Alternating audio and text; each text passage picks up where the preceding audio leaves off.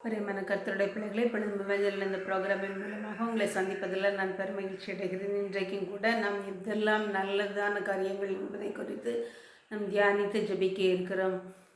தியானிப்போமா? கர்த்தர் நல்லவரும் உத்தமருமாய் இருக்கிறார், ஆகையால் பாவிகளுக்கு வழியை தெரிவிக்கிறார் என்று சங்கீதம் 25:8 கூறப்பட்டுள்ளது. கர்த்தர் நல்லவராய் இருக்கிறார், அவர் உத்தமராய் இருக்கிறார், எனவே அவர் பாவிகளுக்கு வழியை தெரிவிக்கிறார். பாவிகளுக்கு வழியை தெரிவிக்க வேண்டிய அவசியமே இல்லை. பிரியமானவர்களை, பாவிகள் பாவத்திலே சாவார்கள் என்று விட்டுவிடவில்லை. அவர்களுக்கு அவர் தம்முடைய வழிகளை தெரிவித்து அவர்களை சீர்தூக்கி நடத்துகிறார். மட்டுமல்ல, கர்த்தாவே உமது நாமத்தை துதிப்பேன், அது நலமானது என்று சங்கீதம் 54:6 பின்பகுதியில் கூறப்பட்டுள்ளது. மட்டுமல்ல, ஜீவனை பார்க்கிலும் உமது கிருபை நல்லது என்று சங்கீதம் 54:6 பின்பகுதியில் கூறப்பட்டுள்ளது. ஜீவனை பார்க்கிலும் உமது கிருபை நல்லது என்று சங்கீதம் 63:3 கூறப்பட்டுள்ளது.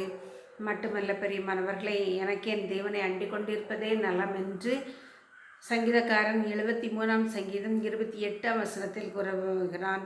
மட்டுமல்ல, அநேகமாயிரம் பொன் வெள்ளியை பார்க்கிலும் நீர் விளம்பின வேதமை எனக்கு நலம் என்று சங்கீதம் 119:72 கூறப்பட்டுள்ளது.